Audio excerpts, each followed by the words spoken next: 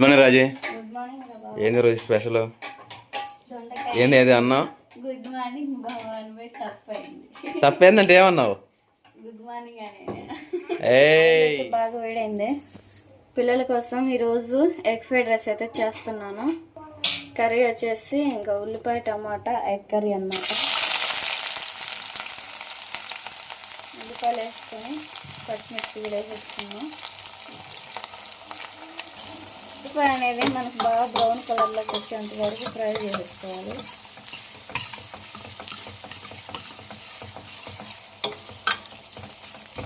Curry చేయడం అయిపోయిన తర్వాత పిల్లల కోసం ఎగ్ ఫ్రైడ్ రైస్ కూడా చేసేస్తాను. రైస్ కూడా ఉడుకుతూ ఉంది. అయితే మనకు ఆ విధంగా బాగా వేగినాయి కదా, కొంచెం అల్లం వెల్లుల్లి పేస్ట్ కూడా వేసేసుకొని పచ్చివాసన దాంత వరకు బాగా ఫ్రై చేసేసుకున్నాం.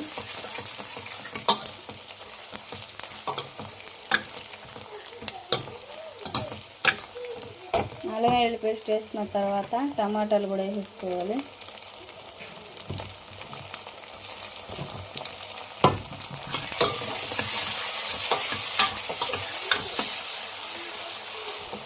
టమాటాలు అనేది మనకు బాగా ఉడకాలి. కొంచెం కల్లుప్పన పసుపు వేసుకొని మూత పెట్టేసుకున్నాం. కొంచెం పసుపు కొంచెం కల్లుప్పు వేసుకొని ఒకసారి కల్లుప్పు వేసుకొని మూత పెట్టేసుకొని టమాటా ఉల్లిపాయ అనేది మనకు బాగా మగ్గేంత వరకు మూత పెట్టేసుకున్నాం.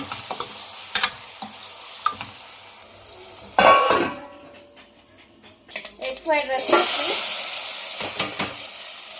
పచ్చిమిర్చి టమాటా కరివేపాకు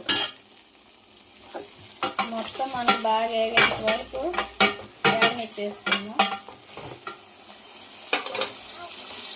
ఈలోపు మన టమాటా కర్రీ ఎంతవరకు వచ్చిందో చూద్దాం. కరివేపాకు అయితే వేసిస్తాను. మొత్తం అయితే బాగా ఉడుకుతూ ఉంది కదా, కారం వేసేసుకొని ఇంకా ఎగ్స్ కూడా పగలు కొట్టేసుకున్నాం. కర్రీలో ఇంకా కారం కూడా వేసేస్తాను.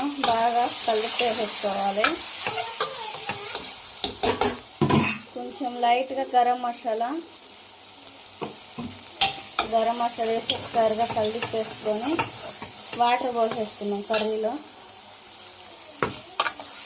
ఆమ్లెట్లేమో విడిగా పెనం మీద వేసి కర్రీలో కలిపేసుకున్నాం. కర్రీలో వాటర్ పోసేసుకున్నాం. వాటర్ పోసుకున్నాం కదా, ఈలోపు మనం ఆమ్లెట్ వేసుకొని కర్రీలో కలిపేసుకున్నాం. మన ఎగ్ ఫ్రైడ్ రైస్లోకి లైట్గా పసుపు, లైట్గా కొంచెం కారం, టేస్ట్కి సరిపడా సాల్ట్ వేసుకొని కలిపి పెట్టుకున్నాం. ఈ విధంగా కలిపి వేసుకొని ఎగ్స్ అనేది పగలగొట్టేసుకున్నాం.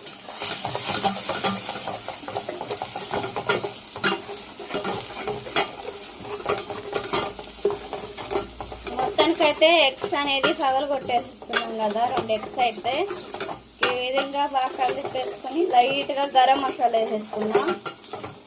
ఫ్లేవర్ కోసం కొంచెం గరం మసాలా వేసుకొని ఒకసారి మొత్తం కలిపి వేసుకొని రైస్ కలిపేసుకోవాలి.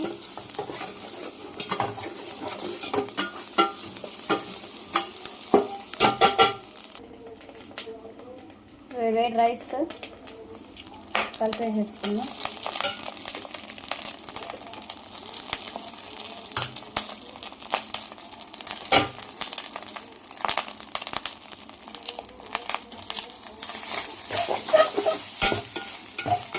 మొత్తం అయితే ఈ విధంగా కలిపేసుకొని పిల్లలు లంచ్ బాక్స్లోకి ఇంకా పిల్లల్ని ఫ్రెష్ అప్ చేసేసి భోజనం కూడా పెట్టేస్తాను.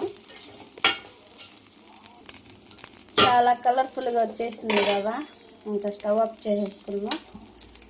మన కర్రీ అయితే బాగా ఉడుకుతూ ఉంది. పెనం కూడా వేడైంది. చుక్క ఆయిల్ వేసేసాను. లైట్గా సాల్ట్, పసుపు వేసేసుకున్నాం. లైట్గా కారం కూడా వేసేసుకొని పైన ఆయిల్ వేసేస్తాం. ఆ విధంగా ఆమ్లెట్ అయితే 2 పక్కలు గాలి చేసుకొని బాగా మరిగే కర్రీలో కలిపి వేసుకోవాలి.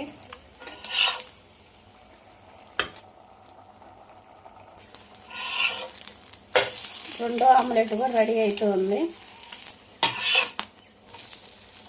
ఈ ఆమ్లెట్ కూడా కర్రీలో కలిపేసేసుకున్నాం.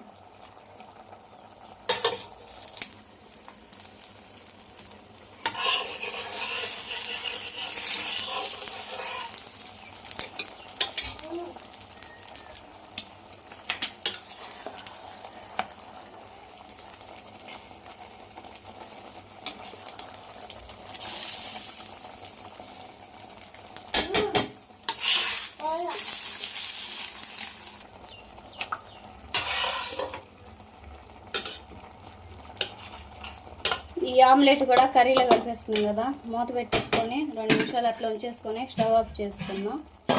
లంచ్ బాక్స్లోకి రైస్ అయితే పెడుతున్నాను, ఎగ్ ఫ్రైడ్ రైస్. స్మెల్ అయితే చాలా బాగా వస్తుంది. పిల్లలకి లంచ్ బాక్స్ రెడీ చేసేసి ఇప్పుడు స్నానం చేసి ఇంకా అన్నం పెట్టేసి ఇంక స్కూల్కి పంపించాలి. టైం వచ్చేసి 7 అవుతుంది. రే స్నానం చెప్తారండి అబ్బాయి. సరేనండి, పిల్లల్ని అయితే రెడీ చేసేసి ఇంకా బస్ వచ్చింది, బస్ దగ్గరికి అయితే తీసుకొని వెళ్తున్నాను. ఇవాళ కొంచెం కందలాడైందన్నమాట పని.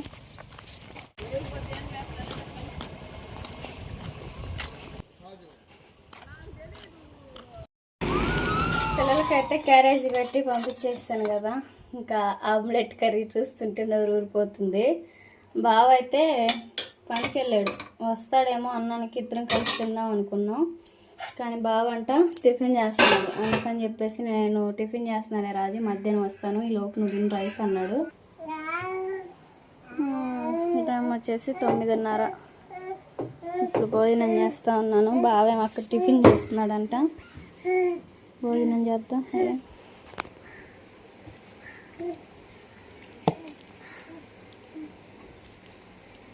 అసలు కర్రీలోనే ఆమ్లెట్లు వేసి ఇంక అట్లా చేద్దాం అనుకుంటే నాకు ఎప్పుడైనా కానీ ఆమ్లెట్ కర్రీ రాకుండా కీమా కర్రీ అయితే ఉంది. అందుకని ఇప్పుడు ఇట్లా చేస్తాను. కర్రీ చూస్తుంటే కలర్ఫుల్ చాలా బాగుంది, టేస్ట్ ఎట్లా ఉందో ఏమో మరి. బాగుంది అసలుకి. ఆమ్లెట్లో కూడా ఉప్పు అయి సరిపోయి